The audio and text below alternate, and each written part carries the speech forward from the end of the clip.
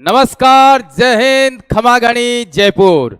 मैं आपका होस्ट देवेंद्र सिंह राठौड़। आप सभी का कौन बनेगा फौजी सीजन 1 एपिसोड 1 में आप सभी का स्वागत है। जी हाँ दोस्तों, जैसे कि यहाँ पर एसएससी जीडी का ये प्रीवियस ईयर्स पेपर की सीरीज है और इसे और भी आकर्षक और बहुत ही इंटरेस्टिंग बनाने जा रहे हैं हम। तो हमारी आज से इस एपिसोड का नाम होगा कौन बनेगा फौजी। तो इसी के अंदर यहां पर जिस तरह से आपने केबीसी देखेगा कुछ फील आपको उसी तरह का आने वाला है और इसके अंदर क्या क्या शर्तें रहेगी वो मैं होस्ट और यहां पर आएगा हॉट सीट पे एक गेस्ट। तो आज का गेस्ट है रोहित यादव। जोरदार तालियां रोहित के लिए। तो हमारे आज के कौन बनेगा फौजी के अंदर सीरीज के अंदर हमारे सामने है, यहां रख दो इसको। कहां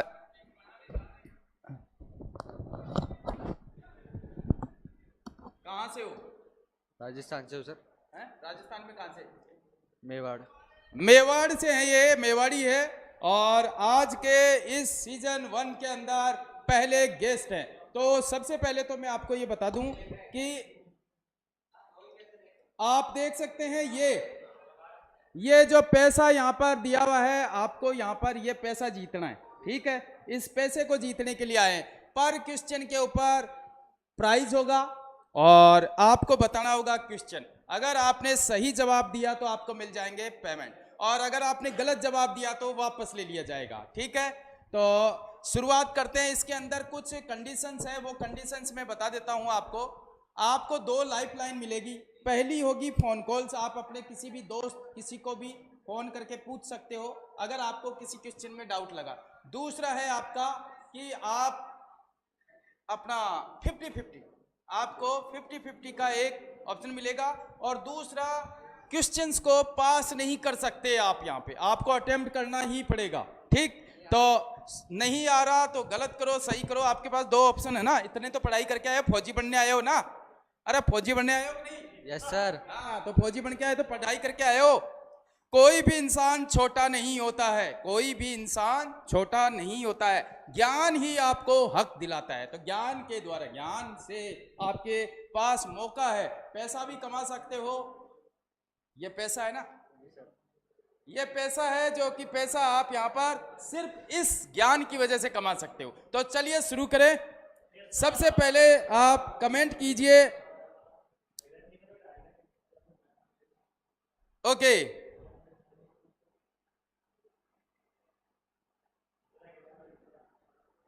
राहुल योगी जय हिंद, जय हिंद। करमवीर जय हिंद। सूर्य प्रताप जय हिंद। इसके ब्राइटनेस इतनी कम क्यों रखते हो? ओके, सूर्य प्रताप जय हिंद। सुधाकर गुप्ता जय हिंद। विक्रम सिंह जय हिंद। तो आप सभी का स्वागत है हमारे इस आज की एपिसोड में और सबसे पहले शुरुआत करते हैं हमारे आज के इस पहले सवाल पे। तो स्क्रीन पे नजर दौड़ाइए और देखिए, भारत में रेडियो प्रसारण 1923 में द्वारा शुरू किया, किसके द्वारा किया गया? Lions club of Bombay, radio club of Bombay, Rotaract club of Bombay, rotary club of Bombay. तो ये 4 ऑप्शन है आपके पास और आपका टाइम शुरू। सोचने सामने देखो, पहले तो अपने ऑडियंस को दिखा दो नाम क्या है। नाम तो मालूम ही है। नाम तो सबको पता है ही। चलो फिर आगे बताइए। ये सवाल कितने का है ये बता देता हूँ। 100 रुपीज, 100 रुपए। ये आपके 100 रुपए, ये 100 रुपए आपके हुए। ये कोई भी, हाँ, जब आपका नंबर आता है तब बताना। हाँ बताइए।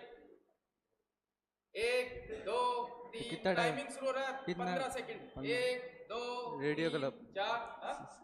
Okay, B option confirm so lock कर दिया जाए। ओके कंप्यूटर जी, बी ऑप्शन लॉक कर दिया जाए और इसी के साथ एकदम सही जवाब और नाना जीत लिए हैं 100 रुपीज। ये लीजिए। दिया अपना 100 रुपए। रख लो, क्या पता आगे। अभी अच्छा रख लो, अपनी पॉकेट में रख लो। अच्छा पहले ही सोच रहे देना भी पड़ेगा।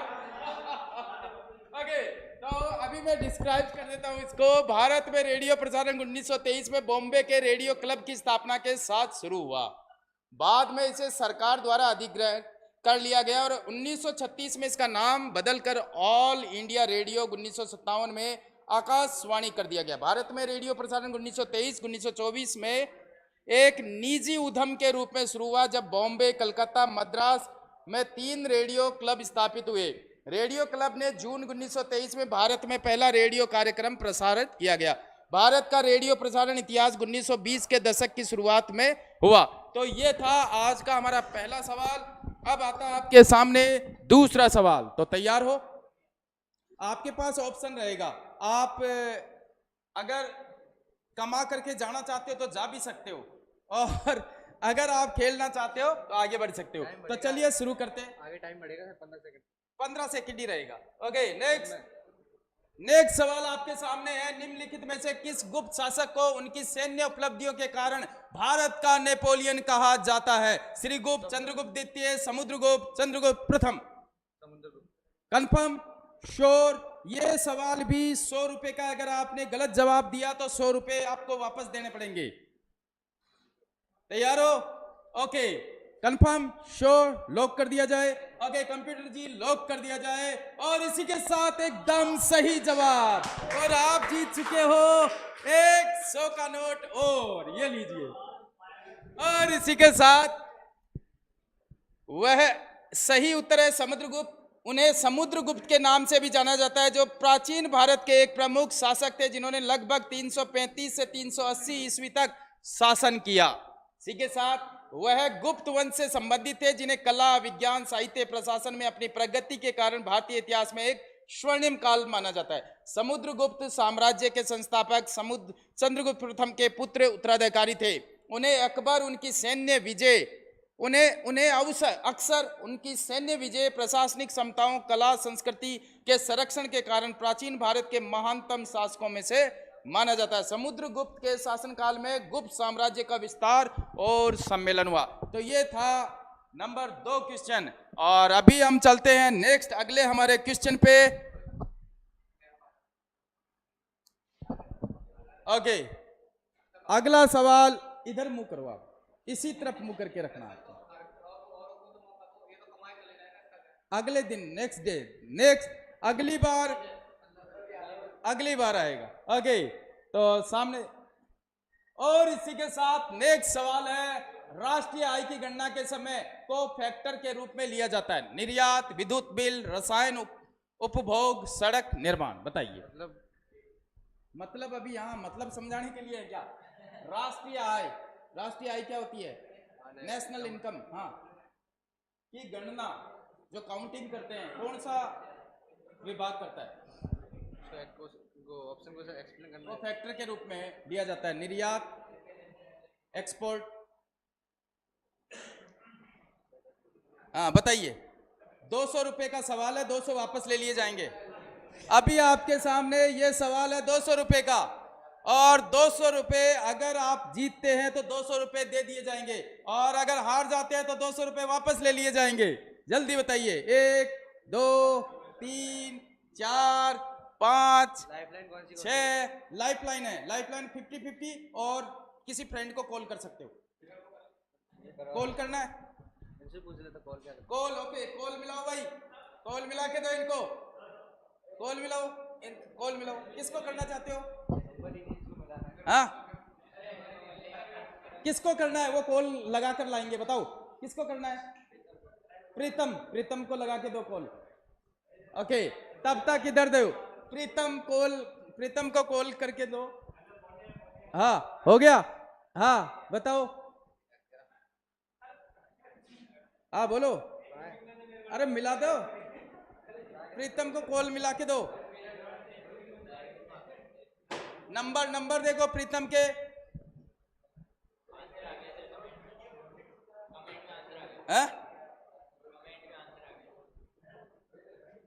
ऑडियंस जवाब दे रही है, लेकिन आपको नहीं बताएंगे वो जवाब क्या है। ऑडियंस का जवाब आ रहे हैं। हाँ, मिलाओ और इधर सुनाओ। हाँ भाई, हेलो हेलो। हाँ, कौन? प्रीतम बोल रहे हो? प्रीतम सिंह, अभी मैं यहाँ से कौन बनेगा फौजी सीरीज से बोल रहा हूँ, और यहाँ पर आपके फ्रेंड रोहित यादव है जिन्होंने एक क्वेश्चन पूछने के लिए आपको कॉल किया। लीजिए, लो भाई बताओ। हाँ अरे क्वेश्चन में फंस गया यार, उसका आंसर बता दे। हाँ, बताओ, क्वेश्चन पढ़ के बताओ इनको। राष्ट्रीय आय की गणना के समय कौन को फैक्टर के रूप में दिया जाता है? निर्यात, विद्युत बिल, रसायन उपयोग, ये सड़क चार निर्माण। ऑप्शन है, इनमें से कौन सा सही है? कौन सा ऑप्शन? निर्यात बिल, विद्युत बिल, रसायन उपयोग, सड़क निर्माण। अगर आप गलत जवाब देते हो तो इनके 200 रुपए चले जाएंगे। तो बता। क्या है? ए, कंफर्म, श्योर, लॉक कर दिया जाए? कहीं दोस्त फंसाने के चक्कर में तो नहीं है? ओके, तो चलिए ए लॉक कर दिया जाए। कंप्यूटर जी, ए को लॉक कर दिया जाए। और इसी के साथ एकदम सही जवाब, और आपके दोस्त ने 200 रुपए आपके और जितवा दिए। तो ये लीजिए आपके 200 रुपए, ये 200 रुपए और हो गए। तो 200 में से कुछ हिस्सा दोस्त का भी है क्या? अच्छा, पूरा ही दोस्त का है। Okay, next.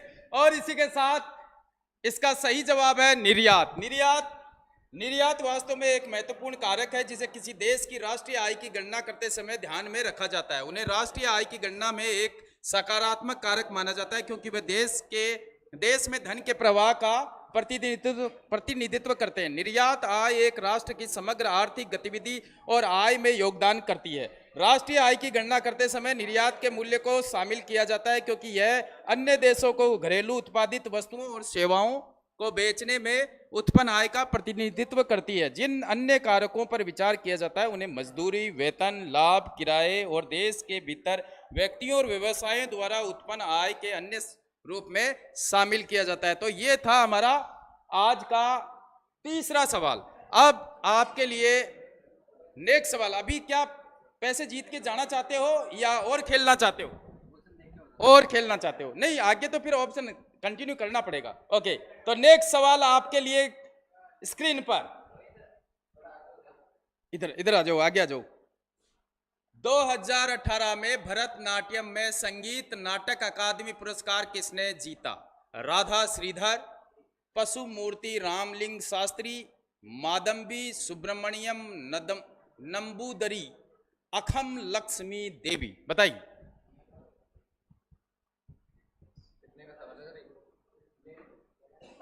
ये गूगल मत करो। हाँ, ए कंफर्म।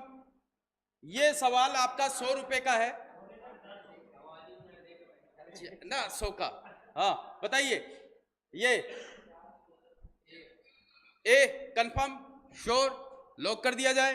ओके, इसी का सही जवाब इन्होंने बताया है ए ऑप्शन। कंप्यूटर जी, ए को लॉक कर दिया जाए। और इसी के साथ एकदम सही जवाब, और आपने जीत लिया है एक बार फिर 100।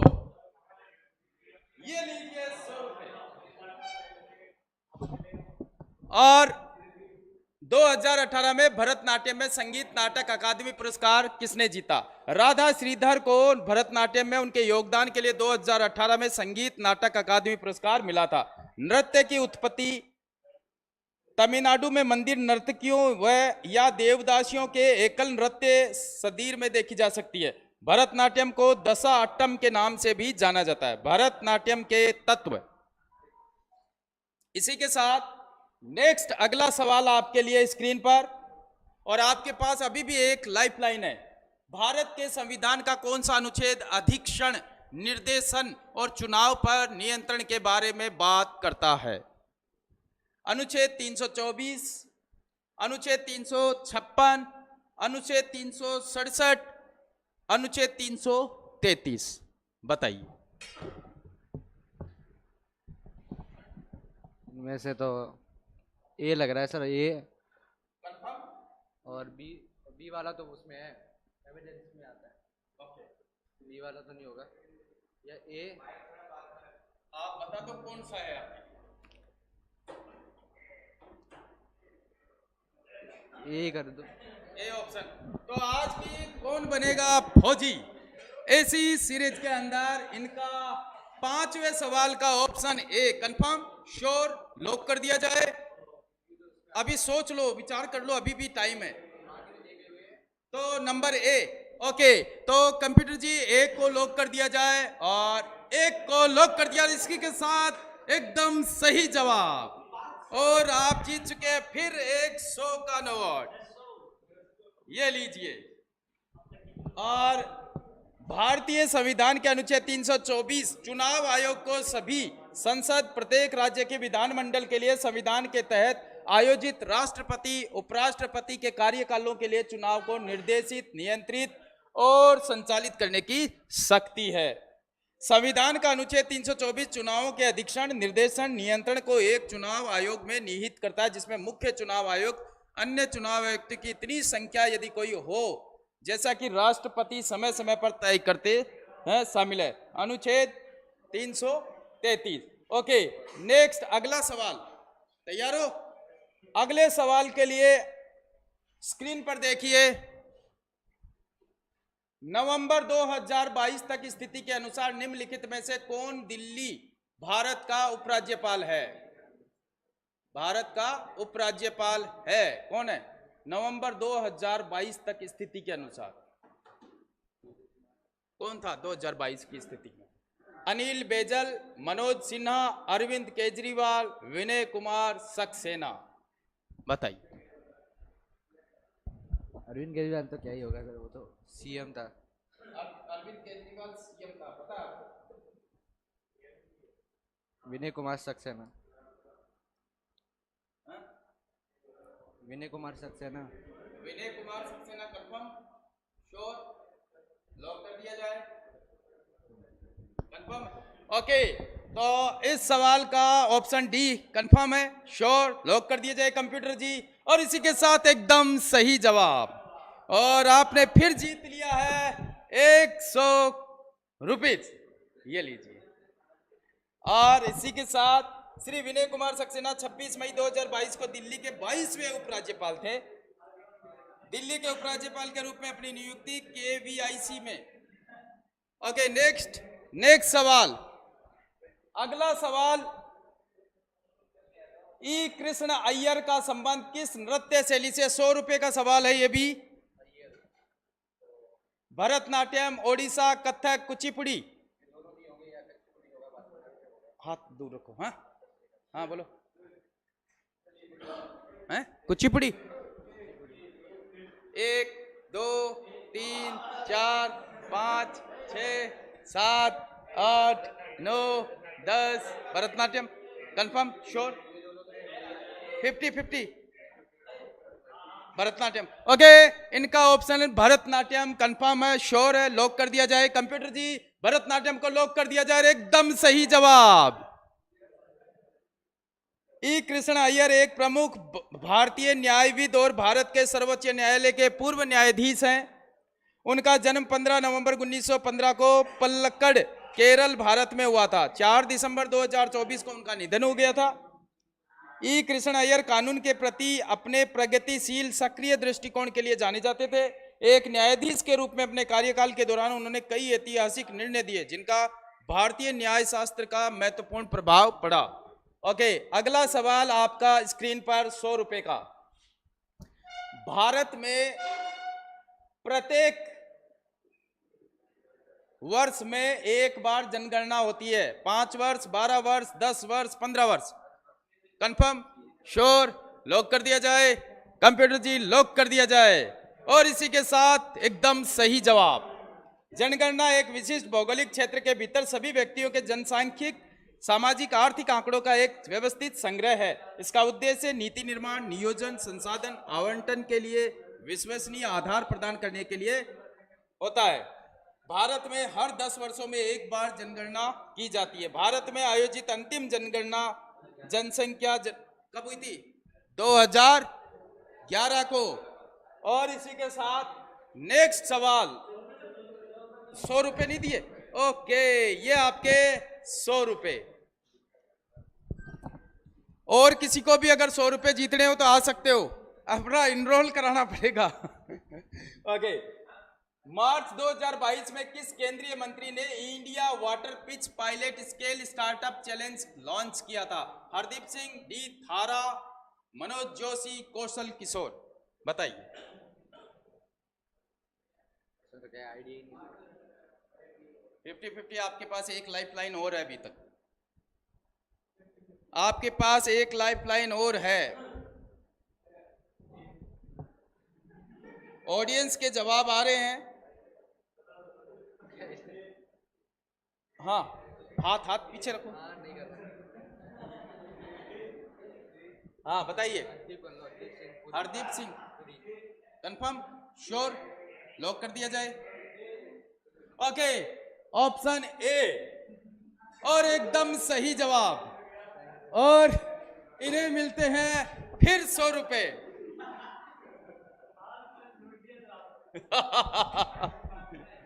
केंद्रीय आवास और शहरी मामलों में मंत्री हरदीप सिंह पुरी ने 12 मार्च 2022 को India water pitch pilot scale startup challenge launch किया।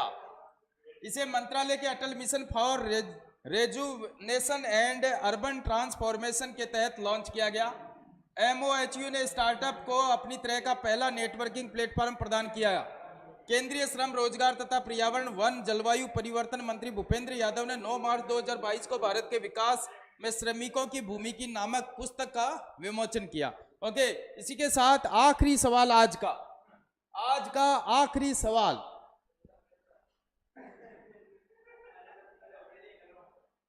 एक खाली स्थान, बहते जल में एक अवरोध जो प्रवाह को बाधित, निर्देशित या धीमा करता है, अक्सर एक जलाशय, झील या बाड़े का निर्माण करता है, बताइए।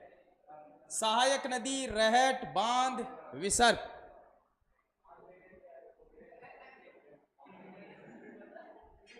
हाँ बताइए।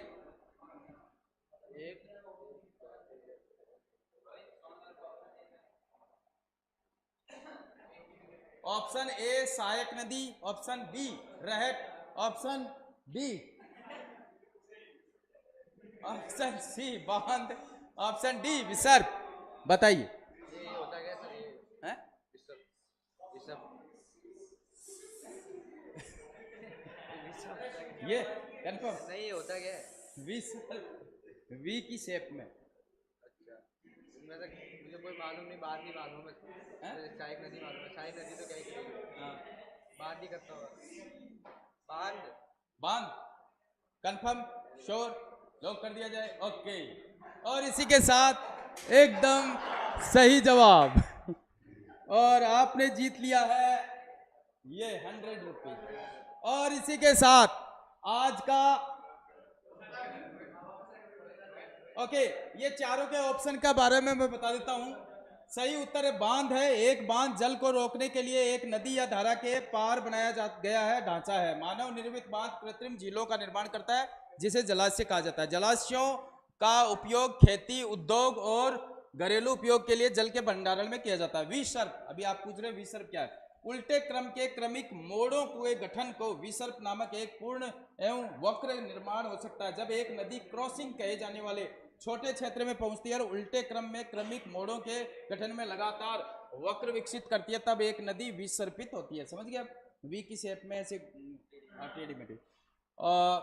सहायक नदी, एक सहायक नदी एक ताजे आय लवण जल की धारा है जो एक बड़ी धारा या नदी में मिलती है। बड़ी या प्रमुख नदी को मुख्य नदी कहा जाता है। जिस बिंदु पर एक सहायक नदी मुख्य धारा से मिलती है उसे संगम कहा जाता है। तो ये आज का हमारा 10 क्वेश्चन का टेस्ट, जो हमारी कौन बनेगा फौजी की जो आज पहला एपिसोड था, उसकी सीरीज का आज रिजल्ट आपके सामने है।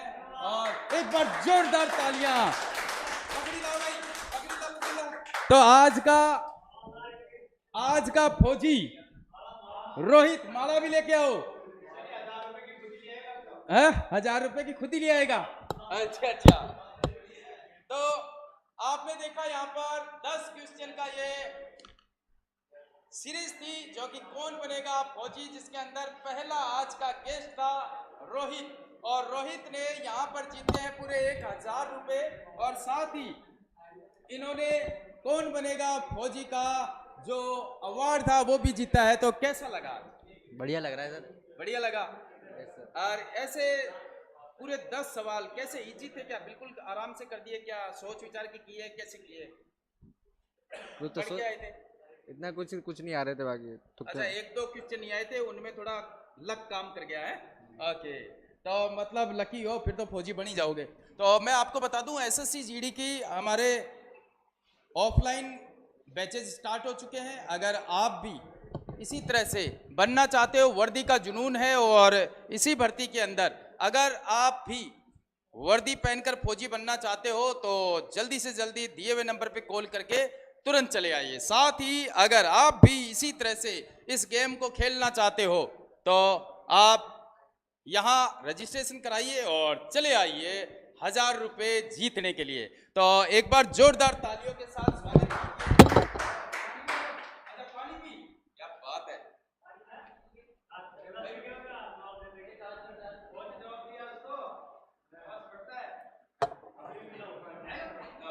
और सापड़ है।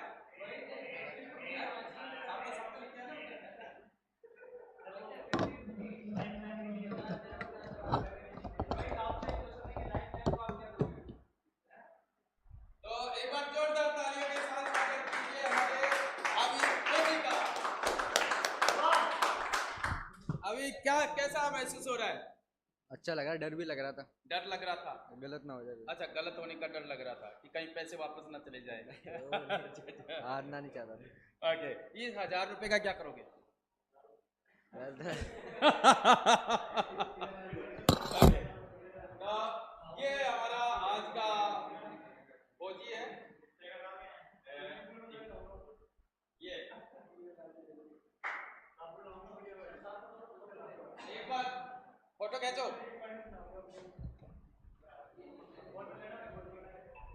और थंबनेल भी इसी का लगाना।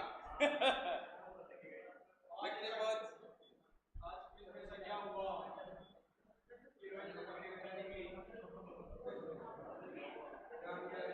तो दोस्तों, आज का एपिसोड यहीं तक, और मिलते हैं कल के हमारे एपिसोड में नए हमारे गेस्ट के साथ। तब तक के लिए